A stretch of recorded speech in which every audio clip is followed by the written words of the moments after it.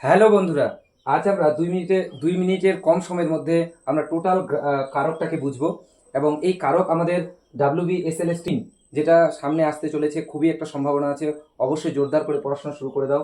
তারপরে হচ্ছে আমাদের সবথেকে গুরুত্বপূর্ণ, সামনে গ্রাম পঞ্চায়েতের একটা বিপুল পরিমাণে নিয়োগ হবে 2026-এ। এই 2026-এ যেখানে 11,000 শূন্য পদের উপরে আছে। তো এটা কখনো হাতছাড়া করো না। আর বাংলা হচ্ছে আমাদের 25 নাম্বার আছে ব্যাকরণে।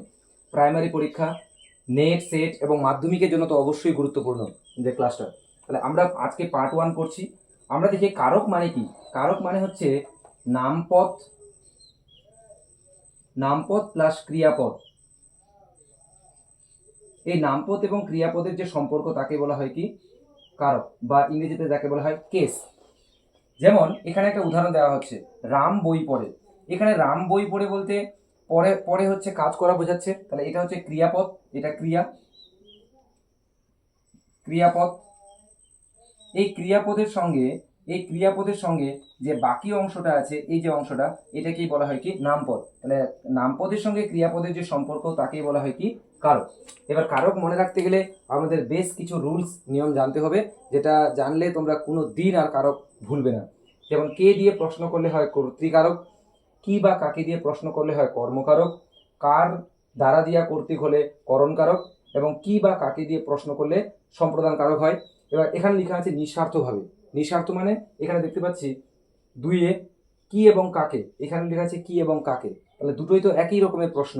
যদি সেটা নিঃস্বার্থভাবে প্রশ্ন করা হয় তাহলে সেটা হয়ে যাবে কি সম্প্রদান কারক। আমরা বুঝে যাব নিশ্চয়ই। জন্য, কার জন্য বা কাহার জন্য বা কিসের জন্য হলে সেটা কি হয় নিমিত্ত কারক। মনে রাখবো জন্য থাকলে নিমিত্ত কারক।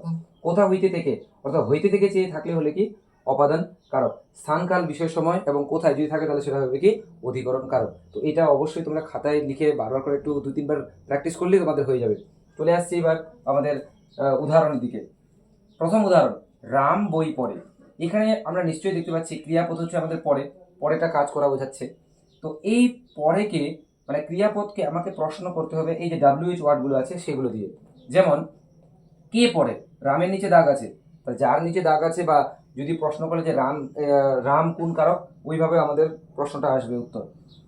পরে, পরে হচ্ছে ক্রিয়াপদ, পরেকে প্রশ্ন করি কে পড়ে, রাম পড়ে, তাহলে উত্তর পাচ্ছি আমরা কে দিয়ে প্রশ্ন করলে, তাহলে রাম হচ্ছে কি কর্তৃকারক। আমরা আজকে বিভক্তি পড়বো না, বিভক্তি হচ্ছে নেক্সট ক্লাসে। পরের কোশ্চেন, মা ছেলেকে ডাকলেন। ছেলেকে নিচে দাগ আছে, তাহলে ছেলেকে কোন কারক সেটা আমাকে জানতে হবে। তার আগে আমাকে ক্রিয়াকে বের করতে হবে। ডাকা হচ্ছে কাজ, আর বাংলা বাক্যে সবসময় ক্রিয়াপদ শেষে থাকে, এটা একটু মাথায় রাখবো।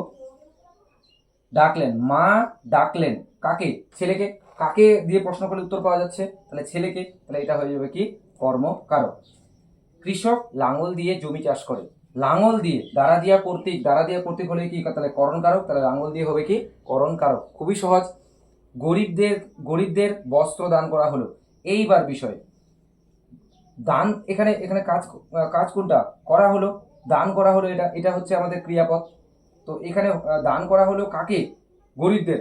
এবার বিষয় কাকে দিয়ে প্রশ্ন করলে তো কর্মকারকও হয়, আর কাকে দিয়ে প্রশ্ন করলে তো সম্প্রদান কারকও হয়। দেখো, গরিবদেরকে যখন দান করবে নিশ্চয়ই নিঃস্বার্থভাবে দান করা হয়, এটা তো আমরা ফেরত নিতে চাই না, তাহলে এটা হয়ে যাবে কি আমাদের সম্প্রদান কারক। কাকে দিয়ে প্রশ্ন করে উত্তর পাওয়া যাচ্ছে। নেক্সট, দুধ থেকে ছানা হয়। এবার থেকে, হইতে থেকে চেয়ে থাকলে কি হয় অপাদান কারক, তাহলে দুধ থেকে হয়ে যাবে কি অপাদান কারক।